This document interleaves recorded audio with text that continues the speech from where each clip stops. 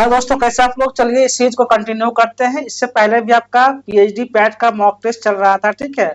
फिर हम आपको एक नया क्वेश्चन के साथ मिल रहे हैं और इसमें जो भी आपको बताया जा रहा है सारा पीएचडी का पैट का जो पहले क्वेश्चन पूछा गया था, सारा लेवल आपका पैट का लेवल ही है, ठीक है। जो प्रॉपर सेशन को कर रहे हैं उनका एग्जाम बहुत ही अच्छा जाएगा।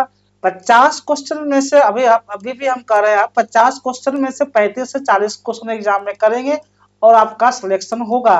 क्योंकि जो भी क्वेश्चन बनाया गया है सारा क्वेश्चन प्रीवियस ईयर के बेस पे बनाया गया है और जो भी प्रीवियस ईयर क्वेश्चन नहीं देखे हैं, ठीक है, आप जाएंगे प्ले लिस्ट में, जो है आपको सारा प्रीवियस ईयर क्वेश्चन क्या हुआ मिल जाएगा, आप वहां से देख सकते हैं, ठीक है। और किसी भी यूनिवर्सिटी का पीएचडी पैट का एग्जाम है, अभी तो आपका एलएनयू का एग्जाम होने वाला है, ठीक है। उसके साथ साथ आपका एक्यू का भी पीएचडी पैट का होने वाला है और एक आरआई यूनिवर्सिटी है उसका भी होने वाला है। तो आप जितना भी पीएचडी पैट के लिए बहुत ही इंपॉर्टेंट एमसीक्यू है ये, ठीक है। यह मॉक टेस्ट आपका एग्जाम तक चलता रहेगा। चलिए बढ़ते हैं आगे क्वेश्चंस की ओर। क्वेश्चन सबका क्या है? Which of the following initiative Which of the following initiatives aim to create world-class institutions in India by providing additional funding and greater autonomy? मतलब कि मान लीजिए जो ऑटोनॉमी मतलब क्या होता है, जो इंडिया जो फंडिंग करती है, चोरी यूनिवर्सिटीज को रुपया फंडिंग करती है, इससे क्या होना चाहिए? एजुकेशन में ऑटोनॉमी होता है। तो ही कह रहा है कि निम्नलिखित में से कौन सी पहल भारत में विश्व स्तरीय संस्थान बनाने के लिए अतिरिक्त वित्तीय सहायता, जो अतिरिक्त वित्तीय सहायता और अधिक स्वायत्तता प्रदान करने के उद्देश्य से शुरू की गई है, उस संस्था का आप नाम बताएं जो विश्व स्तरीय संस्था है जिसको अतिरिक्त सहायता देने के लिए बात की गई है। तो उस संस्था का नाम क्या है? इंस्टीट्यूशन ऑफ इमियंस, मतलब क्या होता है? उत्कृष्टता संस्थान, इसको जो है इसमें चयन किया गया है, ठीक है। आपको बार बार बता दें कि जो प्रीवियस ईयर क्वेश्चन है उसके बेस पे बनाया गया है। अगर जो भी प्रीवियस ईयर क्वेश्चन नहीं देखे हैं तो आप जाएंगे प्ले लिस्ट में डाला हुआ है, ठीक है। प्रीवियस ईयर क्वेश्चन बहुत सारा 5-6 साल 10 साल का डाला हुआ है, वहां से देख सकते हैं, ठीक। चलिए नेक्स्ट आते हैं। इस क्यों होगा इसका आंसर ये, यहाँ जो आपका है इंस्टीट्यूशन ऑफ इमियंस जो होता है एक्चुअली IOE, ठीक है। इसका मतलब क्या होता है इस चीज को हम देखते हैं। Scheme was the launched by government of India. 2017 में इस स्कीम को लॉन्च करा था। कौन किया था? गवर्नमेंट ऑफ इंडिया लॉन्च किया था। Develop selected higher education institutions into world class university, इसमें बड़े बड़े मतलब यूनिवर्सिटी रहा। Under this scheme a few public and private universities are given, और इसमें जो है कुछ पब्लिक और कुछ प्राइवेट यूनिवर्सिटीज भी इंक्लूड रहा, ठीक है। यानी कि additional financial assistance up to 1000 crore to public institutions में दिया गया। Academic administrative and financial autonomy को मेंटेन करना, freedom to start new courses, collaborate intentionally and recruit foreign faculty. यानी कि इसमें पूरा एक्सप्लेनेशन भी दिया हुआ है जो आपके लिए बहुत ही हेल्पफुल साबित होगा, ठीक है। The main objective is to enable these institutions to complete with top global universities teaching. क्या है मतलब बड़े बड़े यूनिवर्सिटीज में टीचिंग का स्टाइल्स क्या है, रिसर्च क्या हो रहा है, उसी पर तो रैंकिंग ही बनता है। उसी को मतलब इनोवेशन करने के, नया नया चीज करने के लिए ही फंडिंग तय होता है। इनोवेशन एंड ग्लोबल रैंकिंग, जी समझ गए होंगे। चलिए देखते हैं क्या है यहाँ पे कि उत्कृष्टता संस्थान जो होता है इंस्टीट्यूशंस ऑफ इमियंस के अंदर आता है। योजना भारत सरकार द्वारा 2017 में शुरू की गई थी ये योजना, ठीक है, ताकि कुछ चुने हुए विश्वविद्यालय को विश्व स्तरीय बनाया जा सके। इसके अंतर्गत क्या क्या आता है? सार्वजनिक संस्थानों को भारी वित्तीय सहायता लगभग 1,000 करोड़ रुपए तक दिया जाएगा। जो अच्छा संस्थान है जिसका रिसर्च में अच्छा है, फील्ड रिसर्च में अच्छा है, टीचिंग में अच्छा है, एकेडमिक परफॉर्मेंस अच्छा है, उस यूनिवर्सिटी को दिया जाता है, ठीक है। और इसमें अधिकांशतः कौन होते हैं? आपके जो सेंट्रल यूनिवर्सिटी होते हैं, ठीक है, सेंट्रल यूनिवर्सिटी ही चूज किए जाते हैं। और जिसका अच्छा रिसर्च सेक्टर हो। शैक्षणिक और प्रशासनिक वित्तीय सहायता भी दिया जाता है। और नए पाठ्यक्रम शुरू करने के लिए अगर सब कुछ सही है तो नया पाठ्यक्रम शुरू करना होता है। अंतर्राष्ट्रीय सहयोग और विदेशी प्रोफेसर नियुक्त करने की स्वतंत्रता दी जाती है कि विदेश के प्रोफेसर भी आ सकते हैं। इस योजना का मूल उद्देश्य भारतीय विश्वविद्यालयों को वैश्विक स्तर पर शीर्ष स्थान समान बनाना है, यानी कि शीर्ष स्थान के समान बनाना है, सबसे ऊपर ले जाना होता है। ठीक, चलिए नेक्स्ट क्वेश्चन आया जाए। रूसा क्या है? राष्ट्रीय उच्चतर शिक्षा अभियान, जो इससे पहले नहीं देखे होंगे देख लीजिए क्या है। राष्ट्रीय Uchchatar Shiksha Abhiyan mainly aim at improving which aspect of higher education in India. RUSA जो होता है, एक्चुअली मैंने इससे पहले बताया दिया अभी आपको कि मुख्य उद्देश्य भारत में उच्च शिक्षा के किस पक्ष को सुधारना है। रूसा का क्या काम होता है और क्या रूसा सुधारना चाहता है?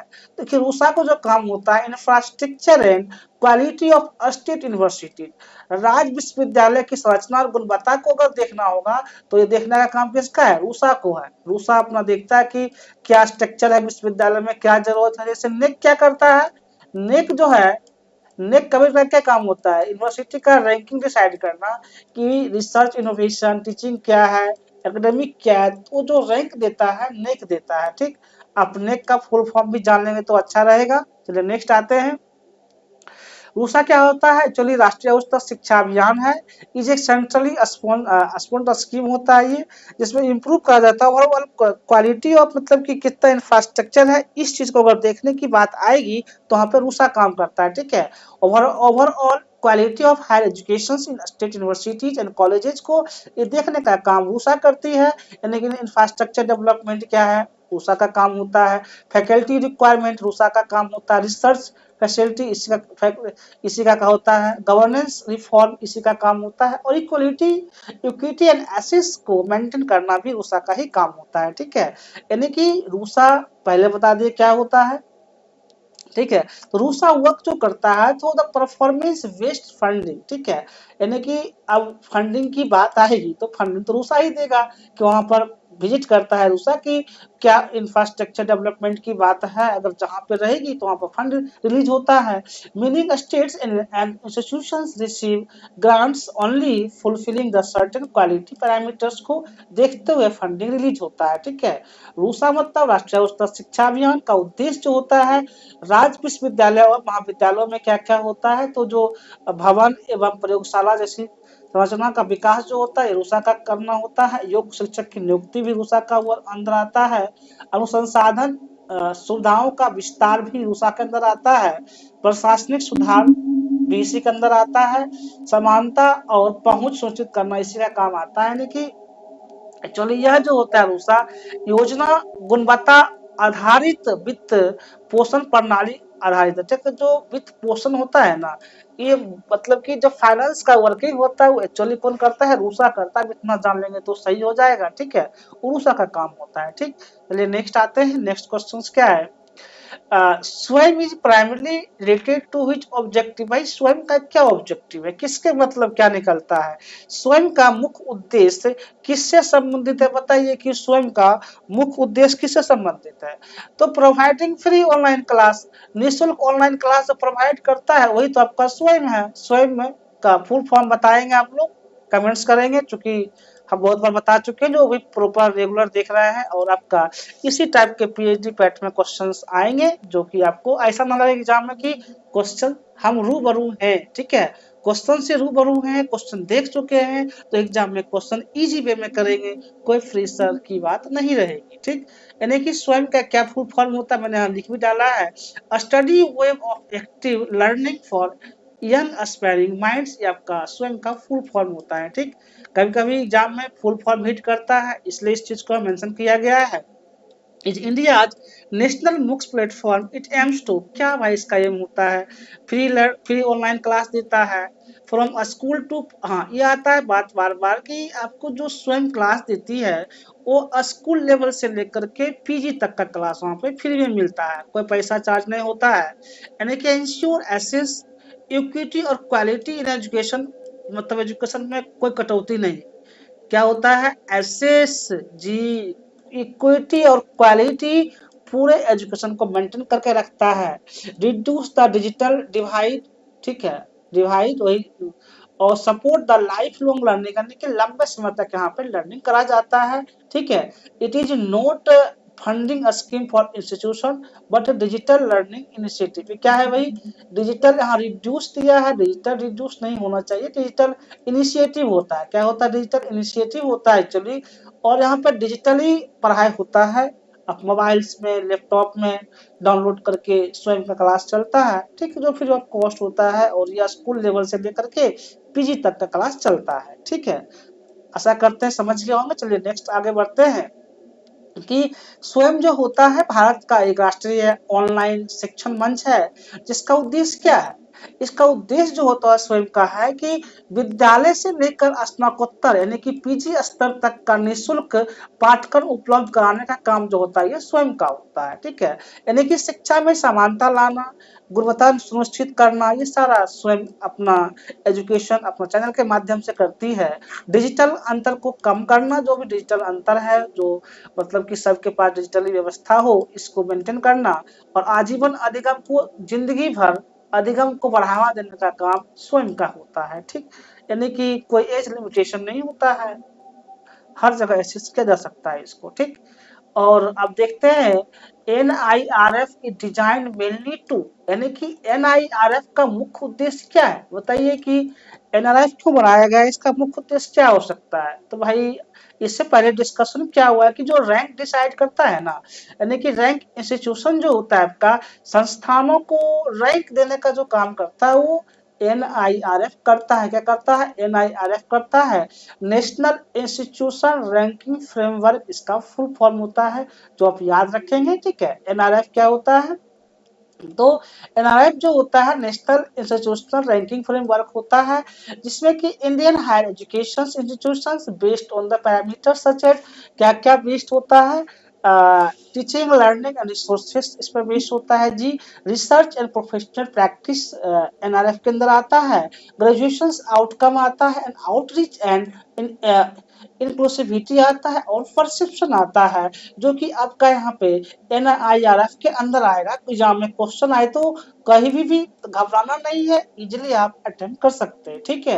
यानी कि it promotes the competition level को प्रमोट करता है, NRF and transparency and quality improvement को मैनेज करता है, ठीक है।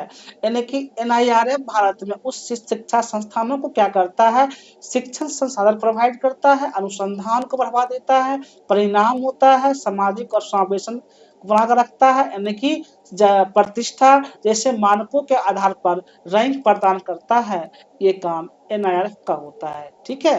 चलिए नेक्स्ट आते हैं, which scheme directly supports the goal of making Indian universities globally competitive through the special status and funding। मतलब क्या है कि कौन सी योजना विशेष दर्जा और वित्तीय सहायता देकर भारतीय विश्वविद्यालयों को वैश्विक स्तर पर प्रतिस्पर्धी बनाने का लक्ष्य रखती है, बताइए कौन सा विश्वविद्यालय है जो प्रतिस्पर्धी लक्ष्य बनाने की बात करती है।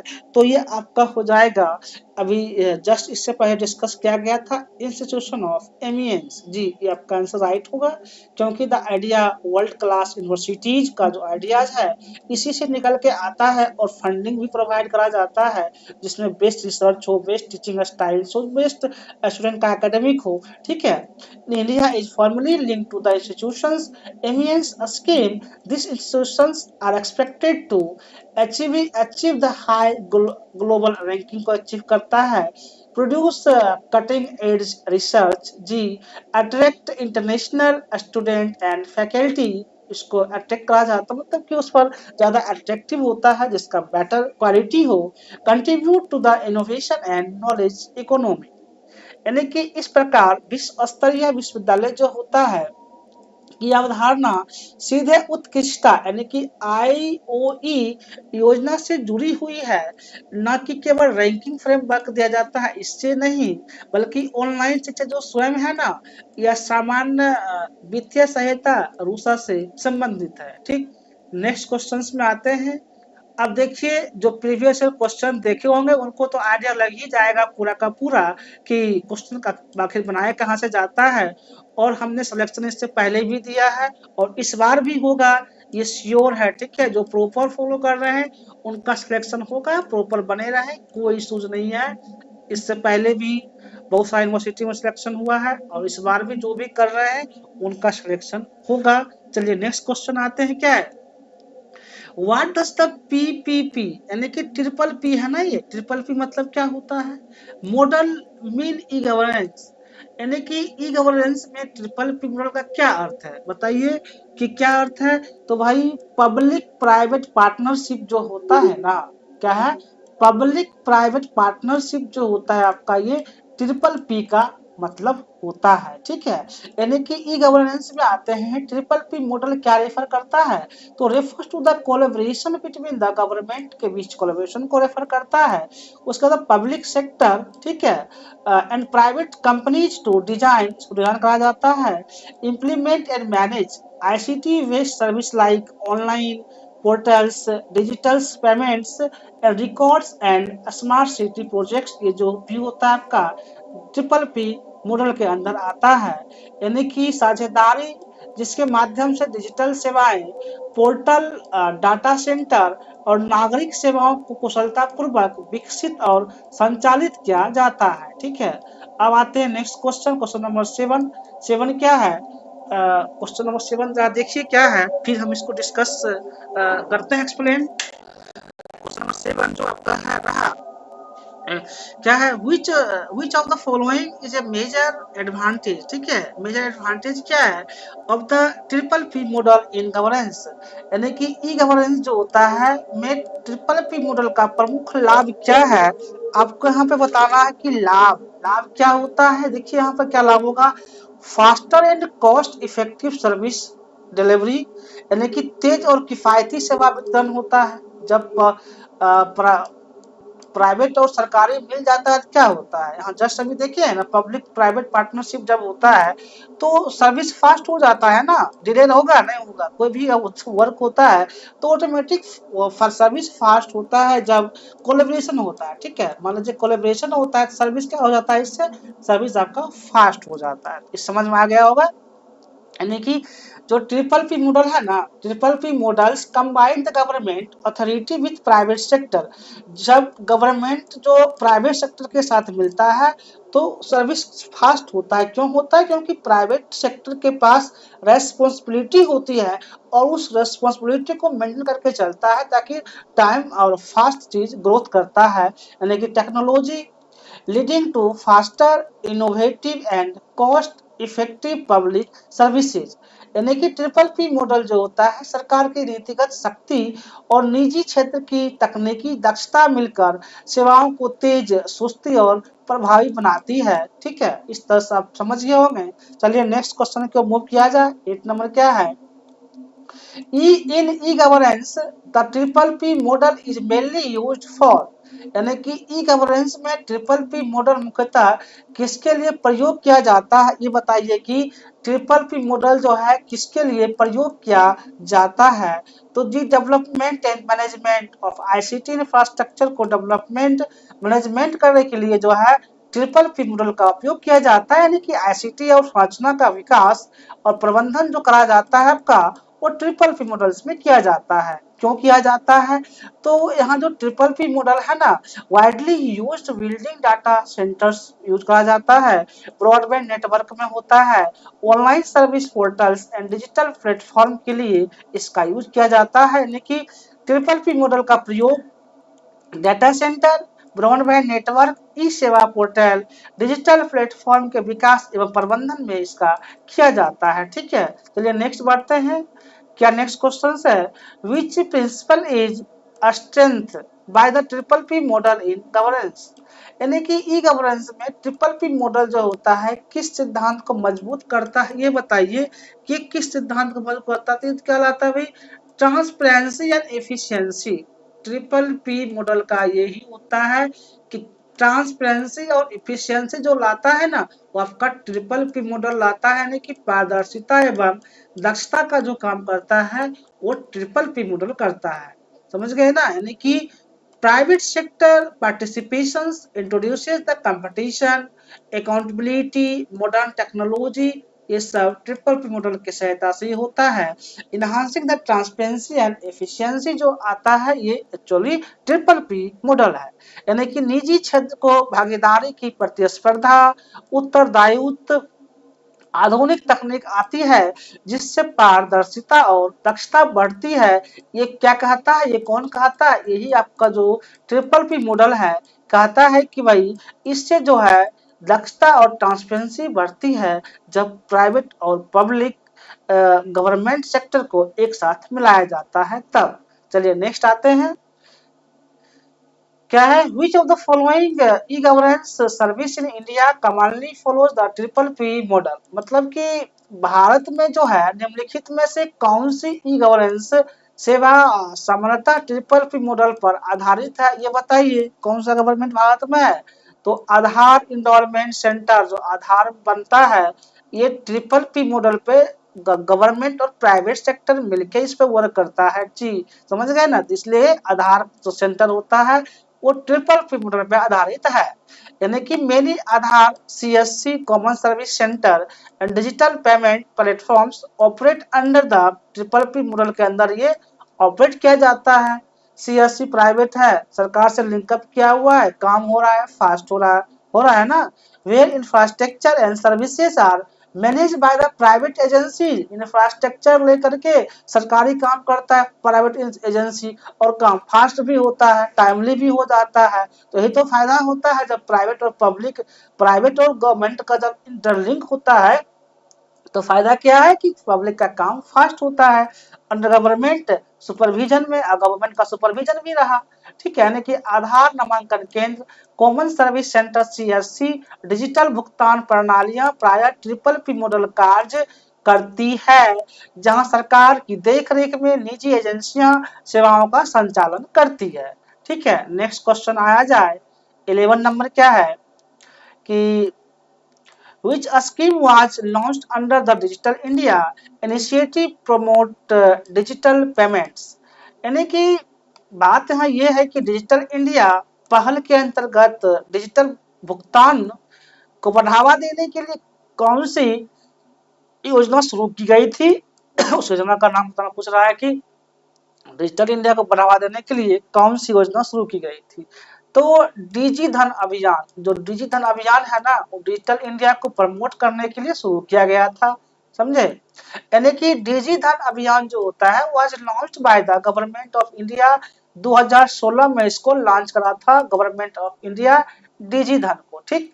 After the demonetisations to encourage the cashless transaction को इन्होंने बहुत बढ़ाया, इनकरेज करा। अब जब डिजिधन आ जाएगा तो जब ऑनलाइन ट्रांजैक्शन होगा तो कैशलेस तो बढ़ेगा ही, यानी कि digital mode of payment such as UPI से पेमेंट शुरू हुआ, मोबाइल वॉलेट से शुरू हुआ, डेबिट कार्ड्स, इंटरनेट बैंकिंग बहुत सारा यूज हुआ। ये जो इंफॉर्मेशन आया इन्फॉर्म हुआ 2016 में हुआ, यानी कि its objective was to create the awareness, build trust and increase the adoption of the digital payment systems among citizens, especially in rural and semi-urban areas में डेवलप करा गया, ठीक है। यानी कि डिजी धन अभियान भारत सरकार द्वारा 2016 में नोटबंदी के बाद शुरू किया गया था, तो नोटबंदी आया था जिसका उद्देश्य नगद रहित लेन देन को बढ़ावा देना था कि चलो यूपीआई से किया जाए, और UPI, mobile wallet, debit card, internet banking जैसे डिजिटल भुगतान माध्यमों को लोकप्रिय बनाना था।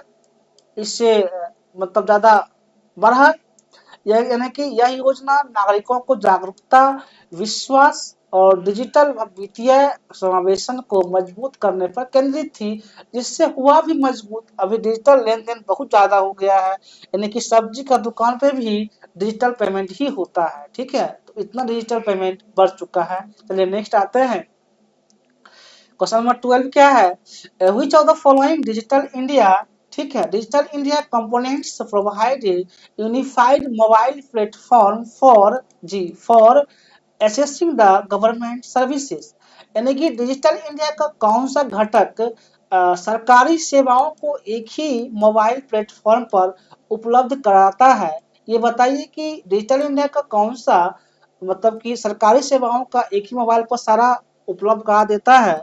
कौन सा प्लेटफॉर्म है? तो उमंग। उमंग जो होता है ना, एक ही पर सबको ला देता है घुमा फिरा करके। यानी कि उमंग यूनिफाइड, इसका फुल फॉर्म क्या होता है देख लें। Unified mobile application for new age governance इसका फुल फॉर्म होता है। Integrates the multiple central and state government से यह जुड़ा होता है, ठीक है। और क्या कहा भाई इसमें होता है, ईपीएफओ जुड़ा होता है, पेन हो गया, आधार हो गया, गैस बुकिंग हो गया, डिजी लॉकर हो गया, ये सब उमंग के साथ कोलैबोरेट करता है। एंड सिंगल मोबाइल ऐप अगर उमंग डाउनलोड करते हैं तो सारा सुविधा एक ही जगह मिल गया। यानी कि reflect to the concept citizen centric and service centric इस गवर्नेंस में शामिल होता है। यानी कि उमंग एक यूनिफाइड क्या है, unified mobile application for new age governance है। यह एक ऐसा प्लेटफॉर्म है जहां केंद्र और राज्य सरकार की अनेक सेवाएं ईपीएफओ, पैन, आधार, गैस बुकिंग और डिजी लॉकर एक ही मोबाइल ऐप पर उपलब्ध होती है, वही उमंग है। यानी कि यह नागरिक केंद्रित ई शासन उत्कृष्ट का उदाहरण है। समझ गए ना, नागरिक केंद्रित है उसका उदाहरण है, ठीक है। अब आते हैं नेक्स्ट क्वेश्चंस में। क्या क्वेश्चंस है कि भारत, हाँ, Bharat net project under the digital India is mainly related to, यानी कि डिजिटल इंडिया के अंतर्गत भारत नेट परियोजना का मुख्यतः किससे संबंधित है? जो डिजिटल इंडिया है भारत के मुख्यतः किससे संबंधित है? तो optical fibre connectivity and rural areas से संबंधित है। यानी कि ग्रामीण क्षेत्रों में ऑप्टिकल फाइबर कनेक्टिविटी जो होता है इससे आपका भारत नेट प्रोजेक्ट संबंधित है। यानी कि Bharat net AIIMS to provide the high speed broadband connectivity to all gram panchayats through the optical fiber networks forming the backbone rural and e-governance, telemedicine and learning digital payment इससे जुड़ा होता है। Bharat net परियोजना जो का उद्देश्य सभी ग्राम पंचायतों को ऑप्टिकल फाइबर के माध्यम से उच्च गति इंटरनेट सुविधा उपलब्ध कराना है, ठीक है, जिससे ग्रामीण क्षेत्रों में ई शासन, टेलीमेडिसिन, ई लर्निंग और डिजिटल भुगतान को सशक्त बनाया जा सके, इसके लिए किया जाता है, ठीक है। चलिए नेक्स्ट आते हैं, क्वेश्चन नंबर 14 क्या है, which initiative under digital India ensure secure online storage and sharing of official documents, यानी कि डिजिटल इंडिया के अंतर्गत कौन सी पहल सरकारी दस्तावेजों के सुरक्षित ऑनलाइन भंडारण और साझा करने की सुविधा देती है? ये बताइए कि कौन सा देता है? तो डिजी लॉकर। डिजी लॉकर क्या होता है? इसमें आप अपना डॉक्यूमेंट्स, आधार हो गया, पेन हो गया, सर्टिफिकेट हो गया, सारा का सारा चीज इसमें आप रख सकते हैं और आजीवन रहेगा। ये डिजी लॉकर गवर्नमेंट देती है, जो आप डाउनलोड करके आप सब डॉक्यूमेंट एक जगह ऑनलाइन ऑफिशियल ढंग से रख सकते हैं, ठीक है। और कुछ डॉक्यूमेंट अटेस्ट भी हो जाता है। यानी कि डिजी लॉकर एक क्लाउड बेस्ड प्लेटफॉर्म है, ठीक है, that allow the citizen to store, अपना आप स्टोर कर सकते हैं, ठीक है, they access and share digital copies of important document like driving licence रख सकते हैं, मार्कशीट हो गया, सर्टिफिकेट हो गया, आधार डिड्यूसिंग हो गया, डिपेंडेंस ऑन फिजिकल पेपर्स जो हो गया, आप वहाँ अपलोड भी कर सकते हैं, जो कि आपका वहाँ सेफ रहता है। आपके अलावा वहाँ कोई एक्सेस नहीं कर सकता है, यूजर आईडी पासवर्ड रहता है, प्रॉपर वे में आप वहाँ एक्सेस करेंगे, आपके अलावा वहाँ बहुत सेफ्टी रहता है, ठीक है। यानी कि प्रमोटिंग द पेपरलेस गवर्नेंस, इससे पेपर की जरूरत भी नहीं पड़ता है, आपका सब डॉक्यूमेंट एक जगह रह भी जाता है। यानी कि फिजिकल डॉक्यूमेंट होने से राहत मिल चुका होता, मिल गया है डिजिटल डिजी लॉकर आने से। यानी कि डिजी लॉकर जो होता है एक क्लाउड आधारित मंच है जहां नागरिक अपने महत्वपूर्ण दस्तावेज जैसे ड्राइविंग लाइसेंस, अंक पत्र हो गया, आधार को सुरक्षित रूप से डिजिटल रूप से संग्रहित और साझा कर सकते हैं, जिससे कागज रहित शासन को बढ़ावा मिलता है और इससे हमारा इन्वायरमेंट भी सेफ होता है, ठीक है। यानी कि इन्वायरमेंट सेफ क्यों होता है? क्योंकि जो कागज बनता है, कागज प्लांट से बनता है, तो ये डिजिटल मिशन आने से दोनों से, प्लांट से होगा तो इन्वायरमेंट से होगा, एक दूसरे से क्या है कनेक्टेड होता है, जो कि इन्वायरमेंट में कुछ क्वेश्चन इससे पहले हम कराए हुए हैं, आप जाके वहां पे देख सकते हैं। चलिए नेक्स्ट आते हैं, क्वेश्चन नंबर 15 की ओर, the main goal of digital India programme is to, यानी कि डिजिटल इंडिया कार्यक्रम का मुख्य उद्देश्य क्या है? डिजिटल इंडिया कार्यक्रम क्यों किया गया, क्या कारण है भाई कि डिजिटल इंडिया का कार्यक्रम किया गया? तो इसका जो मेन है ना, provide universal and digital infrastructure को बढ़ाना, यही डिजिटल इंडिया का मेन उद्देश्य है, और सर्विस प्रोवाइड करना, ठीक है। यानी कि सार्वभौमिक डिजिटल अवसंरचना और सेवाएं प्रदान करना, यही किसका काम है भाई? डिजिटल इंडिया का काम होता है। यानी कि digital India aim to the transform India, इसको क्या, इसका क्या एम होता है? Transform India into a digitally empowered society and knowledge economy by insuring digital infrastructures को डेवलप करना। एक कोर यूटिलिटी हुआ, governance and services on demand, ठीक है, डिजिटल एम्पावरमेंट ऑफ सिटीजन्स। यानी कि डिजिटल इंडिया का लक्ष्य जो होता है, भारत को डिजिटल रूप से सशक्त बनाना, ठीक है, सशक्त बनाना होता है, और ज्ञान आधारित अर्थव्यवस्था में परिवर्तन करना है। ज्ञान आधारित जो अर्थव्यवस्था होता है वो स्थायी परिवर्तन होता है, और जब ज्ञान आता है तो धीरे धीरे सारा कुछ परिवर्तन होता है, जहां प्रत्येक नागरिक को डिजिटल प्रोवाइड करना, जैसे कि अभी पढ़े हैं जस्ट डिजी लॉकर आया, ऑनलाइन सरकारी सेवाएं और सूचना तक समान पहुंच प्राप्त हो। अब क्या होता है, जो ही पेमेंट आता है डायरेक्ट ऑनलाइन आ जाता है, मतलब किसान के खाता में पैसा आना है ऑनलाइन आता है, स्कॉलरशिप आना है ऑनलाइन आता है। तो इससे जो बिचौलिया का कहानी था वो खत्म हो गया, जो मतलब बिचौलिया था। यानी कि डिजिटल इंडिया मिशन आने से ये सब इनिशिएटिव हुआ, जब नहीं था तो कितना प्रॉब्लम था, समस्या होता था, जो कि अब समस्याएं ये सब दूर हो गया, ठीक है, डिजिटल इंडिया मिशन आने से। चलिए नेक्स्ट आते हैं। इधर के क्वेश्चन रीजनिंग का आपका है, इससे पहले पूछा भी गया था कि इफ ए अगर 2 है, ठीक है, कैट को 24 कहते हैं, डॉग को 26 कहते हैं, इसमें क्या कहा गया है? मान लीजिए डी ओ जी, इसी को पकड़ लेते हैं, तो डी का कितना होता है? 4 होता है, ओ का कितना होता है? 15 होता है, और जी का 7 होता है। एक इसका ट्रिक है, फिर हम ट्रिक डिस्कस कर लेते हैं। ई जे ओ टी वाई, जिन्हें नहीं पता है ट्रिक कर लेंगे, एग्जाम में टाइम बचेगा, ठीक है। 5, 10, 15, 20 और 25, ये आप ट्रिक रखेंगे तो एग्जाम में बहुत ही काम देगा। ये क्या हो जाएगा? 5, 4, 9 और 9, 7, 16 के 6, बाकी 1, 1, 1, 2, 26 आया। तो आप समझ ही गए होंगे 26 ही आया, सबको जोड़ने से आया। तो आप टाइगर को जब जोड़ेंगे तो आपका आंसर 58 आया, 58 आएगा। तो आप ये समझ लें, आप बना सकते हैं, इस तरह से जोड़ लेंगे टाइगर को करके, जो ट्रिक बताया इसके बेस पे करेंगे तो 58 आंसर ही आएगा, ठीक है, जैसे यहाँ पे किया हुआ भी है। तो यहाँ जो दिखा जो रहा है एक्चुअली 59 दिखा रहा है, जो कि नियरेस्ट अबाउट आंसर 58 के पास आ रहा है, इसलिए हम 58 नियरेस्ट आ रहा है ना, तो 58 को कंसीडर करेंगे। एग्जाम में ऐसा क्वेश्चन आ जाए, मान लीजिए अगर आपको 57 के बदले 57 है, अगर 56 आ रहा होता है, ठीक है, अगर 55 आंसर आ रहा आता है, तो आप नियरेस्ट 57 को चूज करेंगे, ये हमेशा वहां पे ध्यान देंगे तो आप सही करेंगे, ठीक। चलिए नेक्स्ट आते हैं। ये आपका क्वेश्चन रहा लॉजिकल रीजनिंग से, which of the following is logically equivalent to if P then not Q. भाई जब पी नोट क्यू नहीं है तो क्या होगा?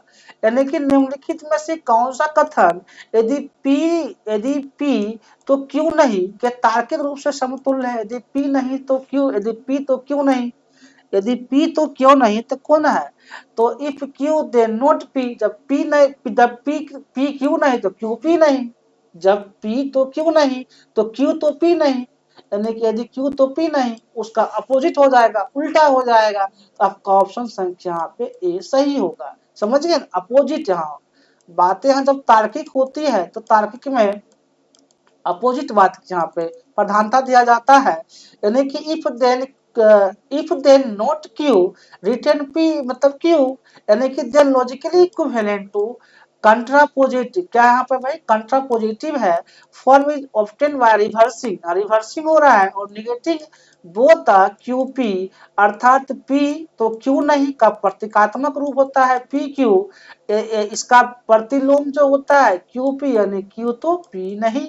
इस तरह से आपका आंसर सही है, ये ऑप्शन सही है। चलिए नेक्स्ट आया जाए। क्या है, which of the following is logically equivalent if not P then Q, फिर पी नहीं तो क्यू नहीं, यानी कि निम्नलिखित में से कौन सा कथन यदि पी नहीं तो क्यू के तार्किक रूप से समतुल्य है। तो if not Q then P, यदि क्यू नहीं तो पी, ये आपका बिल्कुल सही होगा। यानी कि पी क्यू का कॉन्ट्रा पॉजिटिव होता है क्यू पी, अर्थात यदि पी नहीं तो क्यू के समतुल्य कथन है, यदि क्यू नहीं तो पी के समतुल्य कथन, उल्टा अपोजिट हो रहा है, कॉन्ट्रा पॉजिटिव है। ठीक है, नेक्स्ट आते हैं क्वेश्चन नंबर 19 आपका देखा जाए। क्या है, which statement is logically equivalent to if p then q, यानी कि यदि p तो q के तार्किक रूप से समतुल्य, ठीक है, समतुल्य कथन कौन सा है, ये बताइए कि समतुल्य कथन कौन सा रहा। तो इसका होगा if not q then not p, यानी कि q, यदि q नहीं तो p नहीं, आपका ये बिल्कुल आंसर सही होगा। ठीक है, यानी कि पी क्यू का प्रतिलोम कंट्रापोजिटिव है तो क्यू पी का हो जाएगा, इसलिए आपका यहाँ पे राइट होगा। नेक्स्ट आते हैं, क्या है, which of the following is logically equivalent to if P and Q then R, यानी कि निम्नलिखित में से कौन सा कथन यदि पी और क्यू, यदि पी और क्यू तो आर के तार्किक रूप से समतुल्य है, यदि पी और क्यू तो आर के तार्किक रूप से समतुल्य कौन सा होगा। तो if not R then not P और नोट क्यू, यदि आर नहीं तो पी नहीं या क्यू नहीं, कुछ भी नहीं होगा, आपका यहाँ ये आंसर सही होगा। यानी कि पी आर का काउंटर पॉजिटिव होगा, यानी कि इसका ये क्यू हो जाएगा। डी मॉर्गन लॉ कहता है कि ये जो है आपका अकॉर्डिंग टू इसके अनुसार होगा, यानी कि इसका समतुल्य कथन जो है यदि आर नहीं तो पी नहीं या क्यू नहीं को सपोर्ट करता है। ठीक है, इस तरह से रीजनिंग का क्वेश्चन एग्जाम बन सकता है, तो आप देख लेंगे। चलिए नेक्स्ट आते हैं, क्या है, all teachers are knowledgeable, some knowledgeable are person are researchers, यानी कि सभी शिक्षक ज्ञानवान हैं। क्या कह रहा है कि कथन एक जो है, सभी शिक्षक ज्ञानवान हैं, कुछ ज्ञानवान व्यक्ति शोध करता है, मतलब कुछ ज्ञानवान व्यक्ति क्या है, वो शोध करता है। ठीक है, तो पूछ रहा है कि निष्कर्ष क्या होगा, निष्कर्ष बताइए कि निष्कर्ष क्या होगा। तो ऑल रिसर्चर्स आर टीचर्स, जी नहीं, बिल्कुल गलत है। सम टीचर्स आर रिसर्चर्स, ये भी गलत है। सम नॉलेज पर्संस में नॉट बी टीचर्स, यानी कि जब कोई टीचर है तो रिसर्चर नहीं, यानी कि कुछ ज्ञानवान व्यक्ति शिक्षक नहीं भी हो सकते हैं। मान लीजिए ज्ञानवान है लेकिन शिक्षक नहीं है, ऐसा होता है ना कि ज्ञानवान है बट वो शिक्षक नहीं बन पाते, तो ये बिल्कुल सही है। यानी कि all teachers knowledgeable, some knowledgeable are researchers, कुछ नॉलेजेबल रिसर्चर होते हैं। It is possible that some knowledgeable person are outside teachers, यानी कि सभी शिक्षक ज्ञानवान हैं पर सभी ज्ञानवान शिक्षक हो यह आवश्यक नहीं है कि जो भी ज्ञानवान है शिक्षक ही है, ये कोई आवश्यक नहीं है। यानी कि इसलिए कुछ ज्ञानवान व्यक्ति शिक्षक नहीं भी हो सकते हैं, ऐसा हम। नेक्स्ट क्वेश्चन देखते हैं 22 क्या कहता है कि स्टेटमेंट 1 क्या है, ऑल डॉक्टर्स आर प्रोफेशनल, यानी कि जितना भी डॉक्टर्स है सब प्रोफेशनल्स है, ऐसा बोल रहा है। ठीक है, स्टेटमेंट 2 क्या है, सम प्रोफेशनल आर साइंटिस्ट, यानी कि कुछ प्रोफेशनल जो है साइंटिस्ट है, सभी डॉक्टर पेशेवर हैं। हिंदी में कथन क्या कर रहा है कि सभी डॉक्टर पेशेवर हैं और कुछ पेशेवर वैज्ञानिक हैं। ठीक है, ऐसा बोल रहा है। तो इसमें बताना है कि कौन सा स्टेटमेंट रिलेट कर रहा है। ठीक है, कौन सा रिलेट कर रहा है आपको बताना है। तो सम प्रोफेशनल में नॉट बी डॉक्टर, यानी कि जो कुछ प्रोफेशनल है डॉक्टर नहीं भी हो सकते हैं। ऐसा थोड़ी है कि जो प्रोफेशनल है वो डॉक्टर ही रहेंगे, जो कोई साइंटिस्ट है वो भी प्रोफेशनल हो सकते हैं। यानी कि कुछ पेशेवर डॉक्टर नहीं भी हो सकते हैं, यानी कि जो पेशेवर है वो डॉक्टर नहीं भी हो सकते हैं।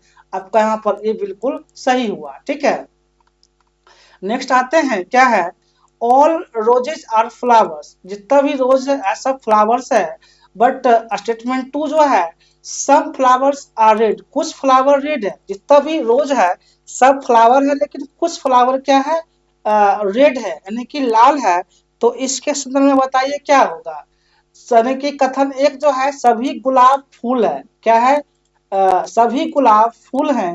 बट कथन दो जो है कुछ फूल लाल हैं, क्या कह रहा है कि कुछ फूल लाल हैं।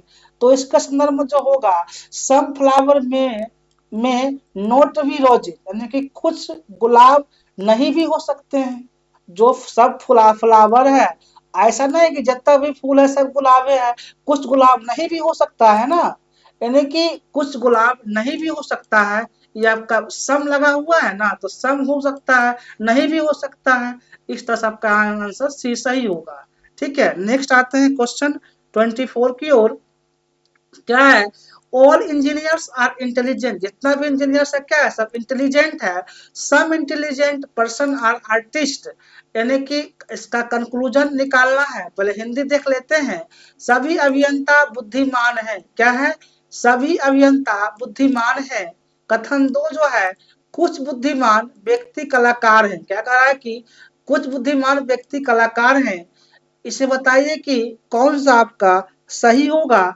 तो इसमें होगा सम इंटेलिजेंट पर्सन में नोट भी इंजीनियर, हो सकता है कोई इंटेलिजेंट पर्सन हो जो इंजीनियर नहीं हो। कुछ बुद्धिमान व्यक्ति अभियंता नहीं भी हो सकते हैं, ऐसा अनुमान लगाना है होता है। ठीक है, दोनों कथन के हिसाब से आपका ये सही निकल के आया। ठीक है, क्यों आया, all engineer being to category the intelligent person but reverse is not necessary, ऐसा जरूरी नहीं कि जो इंजीनियर है वो इंटेलिजेंट ही होगा, ऐसा कोई जरूरी नहीं है। यानी कि not true, some intelligent person are artist. ठीक है, since being intelligent does not automatically make someone an engineer, it is possible that some intelligent person are not engineer, कोई इंजीनियर नहीं भी हो सकता है। No other conclusions but engineers and artist can logically draw. ठीक है, यानी कि सभी अभियंता बुद्धिमान हैं, लेकिन इसका मतलब यह नहीं कि सभी बुद्धिमान लोग अभियंता हैं। समझ गए ना, यानी कि सभी अभियंता बुद्धिमान है, लेकिन इसका मतलब ये नहीं है कि सभी जो बुद्धिमान है सब अभियंता है। कुछ बुद्धिमान लोग कलाकार भी हैं। चूंकि बुद्धिमान होना किसी को अभियंता बनाने के लिए पर्याप्त नहीं है। बुद्धिमान है तो अभियंता है, ऐसा कोई पर्याप्त है नहीं है।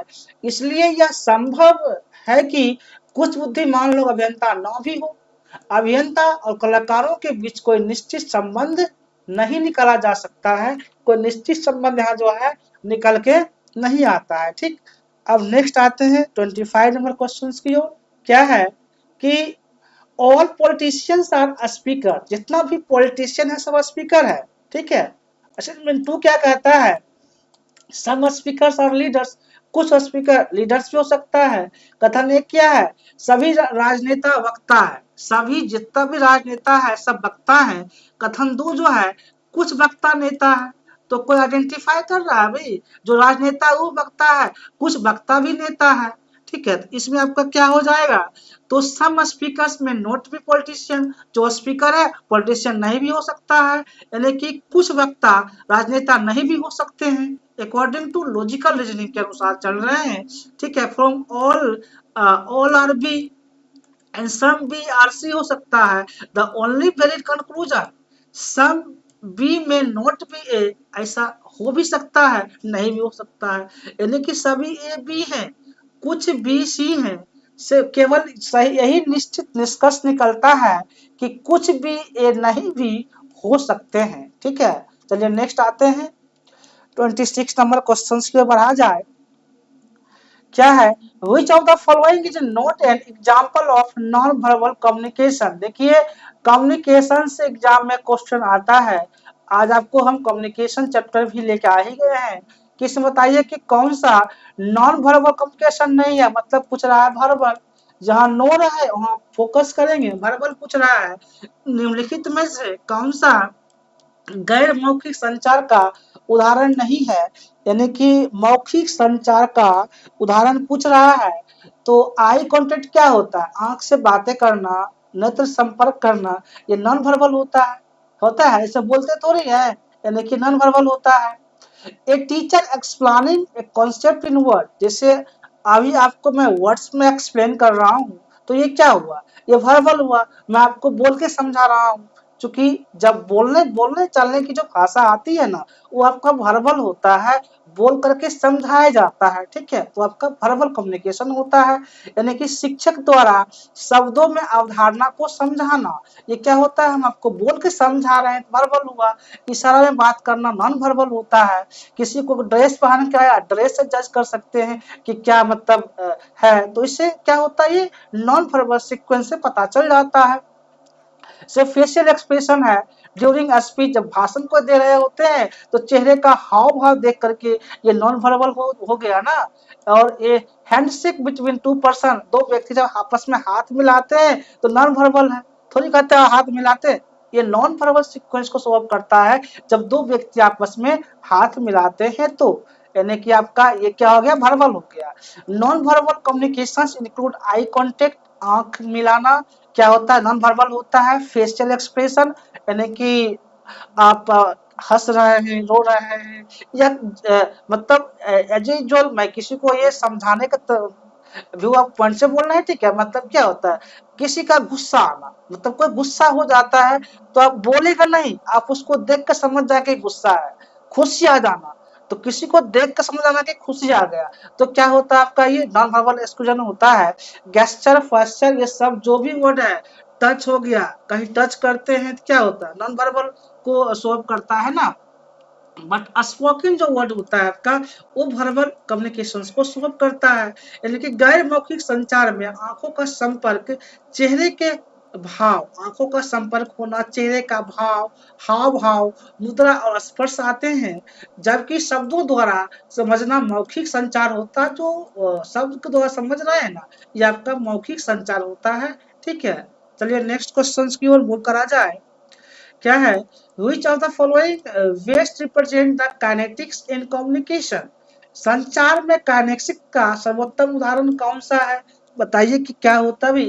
तो बॉडी मूवमेंट एंड जेस्टर्स, जब आप बात करते हैं, किसी से मान लीजिए बात कर रहे हैं तो आपका हाथ चलता है, ठीक है, हाथ चलता है, बात करने में इशारा होता है, तो ही उसको बोलते हैं क्या, काइनेसिक्स, ठीक है। अगर आपसे आवे क्वेश्चन कि भाई काइनेसिक्स क्या होता है, तो जो बॉडी जब बात करते हैं तो बात करने के साथ साथ बहुत का हाथ चलता है हाथ, बात जब करते हैं तो हाथ चलता है, इशारा चलता है, तो उसको हम काइनेसिक्स काइनेसिक्स बोलते हैं। शारीरिक गति एवं हाव भाव के साथ जो करा जाता है, ठीक है। यानी कि काइनेसिक्स जो होता है refers to body movement, body movement को कहा जाता है। फेशियल एक्सप्रेशंस होता है, गेस्चर्स होता है, इसका मतलब काइनेसिक्स का संबंध शरीर की गति, चेहरे के भाव और इशारों से होता है, ठीक। अब नेक्स्ट आते हैं क्वेश्चन नंबर 28 की ओर, ठीक है।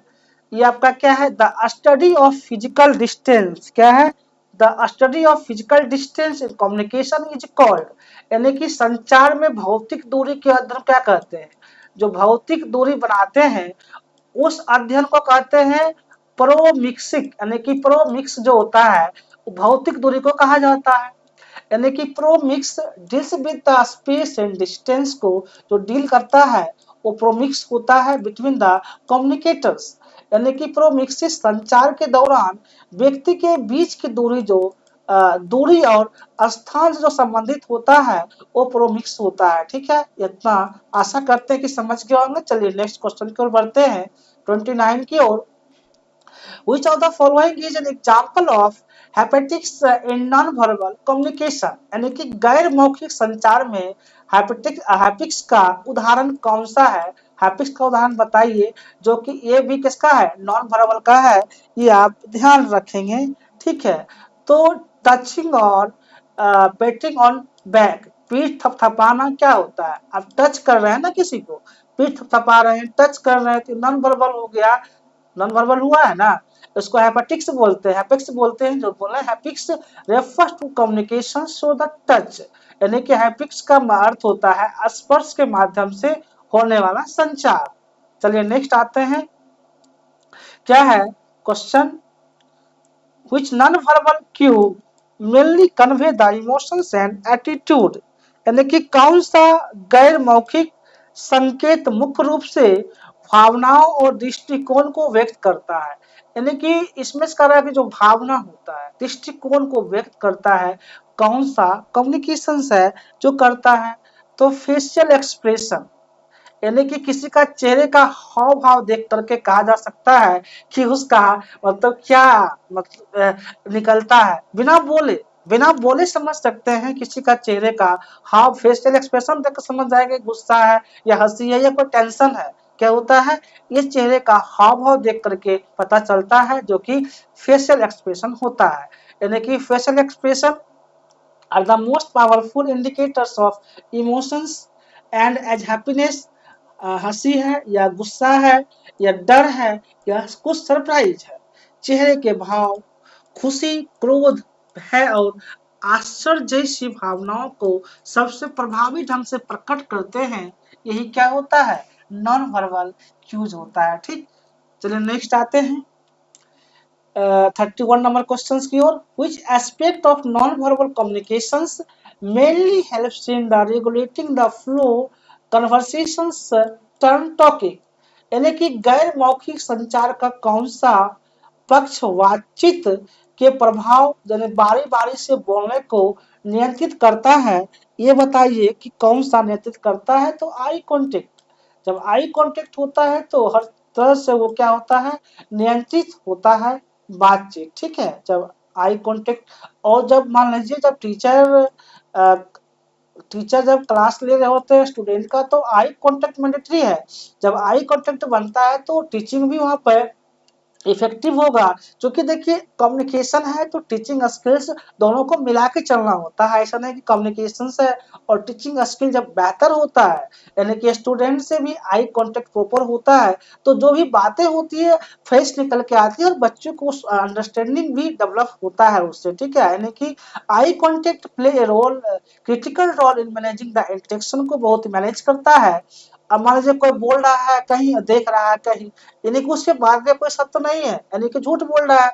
जिसका आई कांटेक्ट प्रॉपर आपसे मिलता है, जो बात करता है वो कहीं ना कहीं सही बात कर रहा होता है। तो ये एक मतलब कम्युनिकेशंस का बहुत ही बेहतरीन तरीका होता है। ठीक है, यानी कि when a speaker looks directly at a listener and then pauses, it signals मतलब that the listener can be start speaking जब करता है। सिमिलरली ब्रेकिंग आई कांटेक्ट को अगर ब्रेक करता है, तोड़ता है, तो may indicate that the speaker want to continue.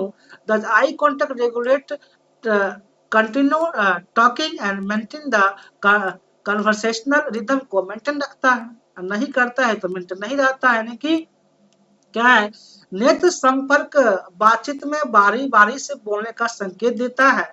जब वक्ता श्रोता की ओर देखकर रुकता है तो यह संकेत होता है कि अब श्रोता बोले, जब रुक रहा तो बोले। इसी प्रकार लगातार आंखों का संपर्क बनाए रखना यह दर्शाता है कि वक्ता जो होता है अभी अपनी बात जारी रखना चाहता है। इसलिए नेत्र संपर्क संवाद के प्रभाव को नियंत्रित करता है, यानी कि नेत्र संपर्क जो बातचीत के प्रभाव को बहुत ज्यादा नियंत्रित करता है और यह बहुत मैटर करता है। ठीक है, नेक्स्ट आते हैं। Which of the following correctly matches the concept with meaning? निम्नलिखित में से कौन सा युग्म सही है, मतलब कौन सा युग्म सही होगा, आप उसको मैचिंग सही बतावे। तो काइनेसिक जो होता है बॉडी मूवमेंट होता है, इससे पहले भी बताए हुए हैं कि काइनेस क्या होता है, आपका बॉडी मूवमेंट होता है। Kinesics is the study of body movements, जैसे गैस्चर्स हुआ, पोस्चर हुआ, फेशियल एक्सप्रेशंस हुआ। ठीक ना, these moments convey the attitude, emotions, intentions without words, यानी कि प्रोमिक्सिस relates space haptics और to touch, ergonomics on to time। यानी कि काइनेक्स का अर्थ क्या है भाई, शरीर की गति, जो शरीर की गति होता है वो हाव भाव जो प्रकट होता है, हाव भाव, मुद्रा और चेहरे के भावों का अध्ययन जो करा जाता है वो किसमें होता है, काइनेक्स में होता है। इनके माध्यम से व्यक्ति बिना बोले अपनी भावनाएं और दृष्टिकोण व्यक्त करता है। जो भावना दृष्टिकोण होता है बिना बोले समझ जाता है अगला। यानी कि प्रोमिक्सिस दूरी से, हैप्टिक्स स्पर्श, देखिए यहाँ पर सारा एक चीज एक जगह लिख दिया है। प्रोमिक्सिस दूरी से होता है, हैप्टिक्स स्पर्श से होता है, और क्रोनमिक्स इसको जरा सा हटा देते हैं, आपको सही रहेगा। ठीक है, चलिए और क्रोनोमिक्स जो होता है समय से संबंधित होता है। ठीक, अब आ जाए नेक्स्ट क्वेश्चन की ओर। In classroom communications a teacher deliberate pause before asking a question is an example of, यानी कि टीचर नॉलेज डिलीवर कर रहा है फिर रुक जा रहा है, तो कैसा एग्जाम्पल है? कक्षा में प्रश्न पूछने से पहले शिक्षक का जानबूझकर रुकना किसका उदाहरण है? प्रश्न पूछने से पहले टीचर रुक जा रहे हैं, तो ये आपका होगा क्रोनोमिक्स का। क्या होगा? ये क्रोनोमिक्स का उदाहरण होगा। ठीक है, क्रोनोमिक्स क्या होता है? तो chronemics refers to the use of time in communications, time के अकॉर्डिंग कम्युनिकेशंस होता है, जैसे सच एज पॉज रुक जाना, स्पीड ऑफ स्पीच का स्पीड कितना रखना है इस चीज होता है, and waiting time, a pause before a questions create attentions, allowing thinking time and psychologically prepare a student to respond, यानी कि आप कितना स्पीड से बोल रहे हैं और आपके जो स्टूडेंट होता है जो बातें को गेन करता है किस स्पीड से गेन करा जा रहा है ये मैटर करता है। यानी कि क्रोनोमिक्स जो होता है संचार में समय के प्रयोग को दर्शाता, आपको जो समय है उसके प्रयोग को दर्शाता है, जैसे रुकना, बोलने की गति और प्रतीक्षा समय क्या है? शिक्षक का प्रश्न से पहले रुकना छात्रों का ध्यान आकर्षित करता है और उन्हें सोचने का अवसर देता है, इसलिए यह क्रोनोमिक्स का उदाहरण है। ठीक है, नेक्स्ट आते हैं 34 नंबर क्वेश्चन की ओर। क्या है? Which non-verbal cue can contradict spoken words and create the consistency in communication? मतलब इसमें जो नॉन वर्बल क्यू होता है क्या करता है? कौन सा मौखिक संकेत बोले गए शब्दों का विरोध कर सकता है और संचार में असंगति उत्पन्न कर सकता है, ये बताइए। तो फेशियल एक्सप्रेशन कौन कर सकता है? बिना बोले हुए मतलब संचार में असंगति उत्पन्न कर सकता है सिर्फ फेस को देख करके, यानी कि फेशियल एक्सप्रेशन जो होता है often reveal the true emotions को शो करता है, जो आपका जो ट्रू इमोशन होता है उसको शो करता है फेशियल एक्सप्रेशन। यानी कि पर्सन में वर्बली से आई एम फाइन, जब आप बोलते हैं वर्बली आई एम फाइन, मैं बहुत अच्छा हूँ, but A said to tense facial expression may show the anxiety और discomfort, यानी कि फेशियल देख करके पता चल जाता है कि क्या है, creating contradictions between the verbal and non-verbal message। चेहरे के भाव व्यक्ति की वास्तविक भावना को प्रकट करते हैं। कोई व्यक्ति शब्दों में मैं ठीक हूँ कह सकता है, लेकिन उसके चेहरे की उदासी कह रहा है कि मैं ठीक हूँ, लेकिन चेहरे पर उदासी है, तनाव उसके कथन को खंडन कर सकती है। इस प्रकार चेहरे के भाव मौखिक संदेश से असंगति उत्पन्न कर सकते हैं। ठीक है, चलिए नेक्स्ट आते हैं 35 नंबर क्वेश्चंस की ओर। Which functions of non verbal communication strength and support the meaning of verbal message? गैर मौखिक संचार का कौन सा कार्य मौखिक संदेश के अर्थ को मजबूत और स्पष्ट करता है, ये बताइए। तो जो ये आपका पूरकता होता है, कंप्लीमेंटिंग जो होता है, दोनों को मैनेज करके पूरा करता है नॉन वर्बल को। यानी कि कंप्लीमेंटिंग मीन्स क्या होता है? That non verbal cues such as nodding, smiling, appropriate gestures reinforce spoken words and make the communications more effective and convincing। यानी पूरकता का अर्थ क्या होता है? जैसे कि सिर हिलाना, मुस्कुराना, क्या हाथों के संकेत आदि मौखिक कथनों को समर्थन देते हैं और उसके अर्थ को और अधिक स्पष्ट व प्रभावशाली बनाते हैं। यही क्या होता है? आपका कंप्लीमेंटिंग होता है। ठीक, चलिए नेक्स्ट क्वेश्चन पर आ जाए। क्या है? Which of the following is an example of psychological barrier in communication? अब देखिए साइकोलॉजिकल बैरियर क्या होता है कम्युनिकेशंस में। निम्नलिखित में से कौन सा संचार में मनोवैज्ञानिक अवरोध का उदाहरण है? यानी कि मनोवैज्ञानिक अवरोध का क्या उदाहरण हो सकता है? Fear of speaking in public, सार्वजनिक रूप से बोलने का डर, यानी कि जब सार्वजनिक रूप में आपको बोलने के लिए कह दिया जाए तो डर लगना, ये क्या है? आप खुद को प्रिपेयर नहीं कर पाए हैं कि बोल सकते हैं। ठीक है, तो क्या है ये? आपका मतलब कि साइकोलॉजिकल बैरियर हो गया ना, अंदर से डर लग रहा है। साइकोलॉजिकल बैरियर जो होता है are related to the mental and emotional state. जब आप अपने खुद को प्रिपेयर कर लेते हैं कि हमको 10,000 1,000 लोगों के बीच में बोलना है तो बोल सकते हैं, कोई हिचक नहीं होना चाहिए। जब नहीं रहता है तब लगता है कि चलो हम कभी नहीं बोले हैं, अंदर से डर महसूस हो रहा है हम बोल पाएंगे कि नहीं बोल पाएंगे। जब एक बार बोल लेते हैं तो आप लाख आदमी के बीच ही बोल सकते हैं, ठीक है। अब द कम्युनिकेटर, तो डर खत्म हो जाता है। Fear, anxiety and tensions, low of self confidence. आपके अंदर अगर सेल्फ कॉन्फिडेंस लो रहेगा तो नहीं बोल पाएगा, वही तो है जो साइकोलॉजिकल बैरियर होता है। यानी कि pre justice stress disturb the thinking process and reduce the clarity of expression. when a person is afraid of speaking in public, जब आप बोलना जान जाते कि हम बोल सकते हैं, अंदर से खुद को प्रिपेयर कर लेते, तो his mind become a tense, heartbeat increases, thought get confused, he is unable to express ideas properly. This block both the encoding and decoding of the message। यानी कि सब समस्या क्रिएट करेगा। जब आप खुद तैयार हो जाते हैं तब कोई समस्या क्रिएट नहीं होता है। देख लेते हैं, मनोवैज्ञानिक अवरोध व्यक्ति की मानसिक और भावनात्मक स्थिति से जुड़े होते हैं। डर, चिंता, तनाव, हीन भावना और आत्मविश्वास की कमी संचार को प्रभावित करते हैं। यानी कि जो आत्मविश्वास की कमी होती है ये भी संचार को क्या करते हैं, प्रभावित करते हैं। सार्वजनिक रूप से बोलने का डर व्यक्ति के मस्तिष्क को अस्थिर कर देता है। यानी कि आप जो बोलना चाह रहे हैं आप बोल नहीं पा रहे हैं, ठीक है। उस चीज को खत्म करना है तो आपको साइकोलॉजिकल बैरियर को खत्म करना होता है।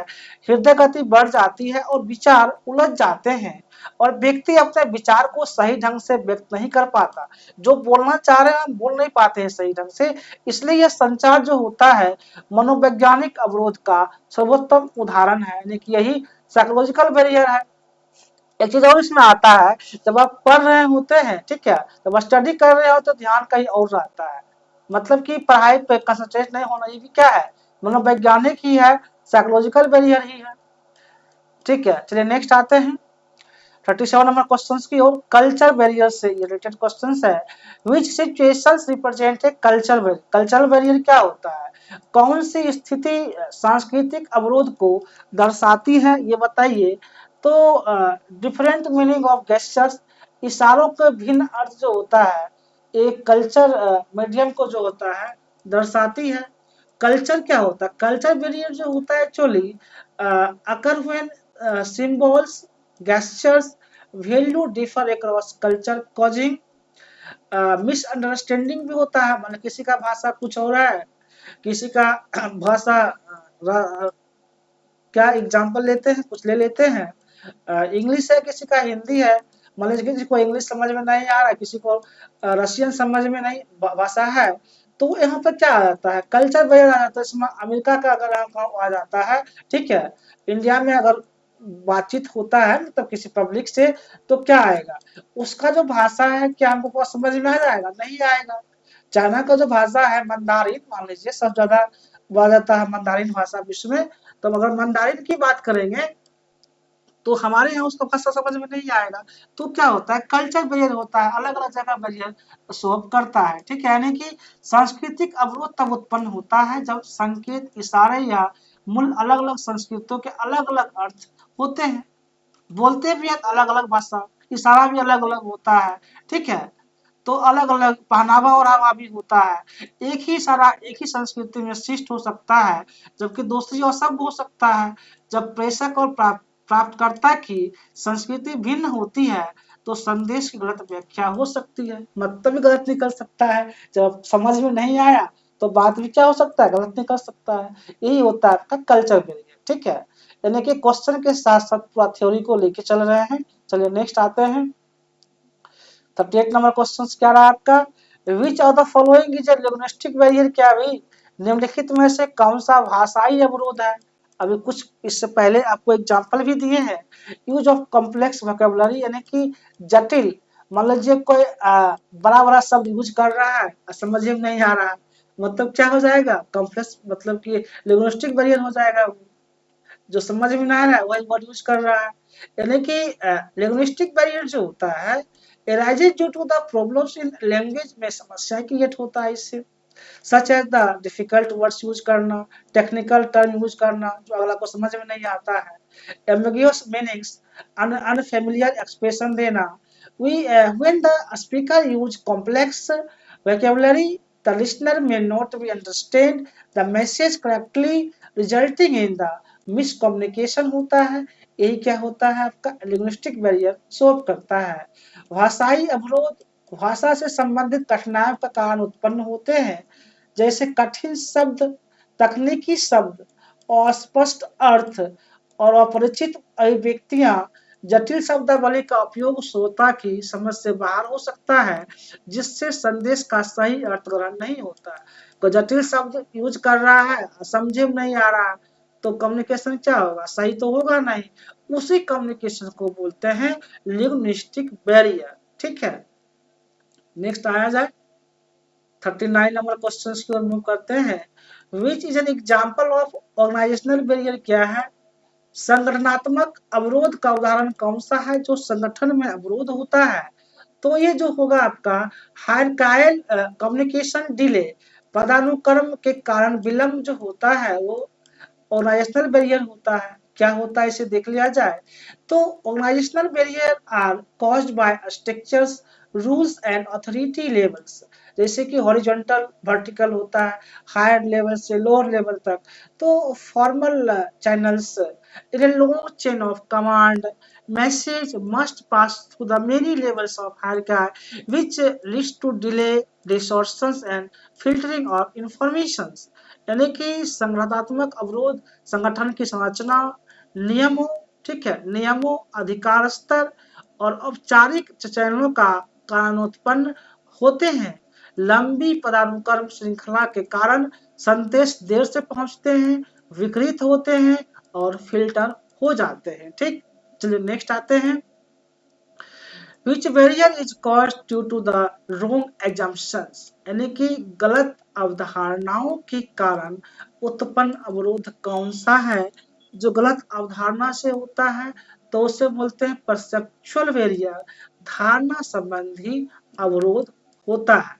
यानी कि परसेप्चुअल बैरियर जो होता है arises due to differences in perceptions, attitude, belief, experiences and assumptions पे ये आधारित होता है।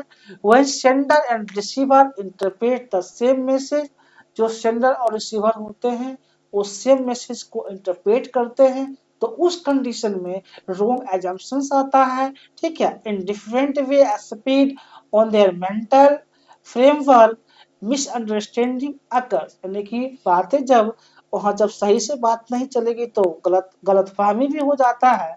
यानी कि धारणा संबंधी अवरोध तब उत्पन्न होता है जब प्रेषक और प्राप्तकर्ता पूर्व धारणाओं, जो पहले का धारणा है, अनुभवों और दृष्टिकोण के आधार पर संदेश की अलग अलग व्याख्या करते हैं। गलत धारणाएं संचार के वास्तविक अर्थ को विकृत कर देती है।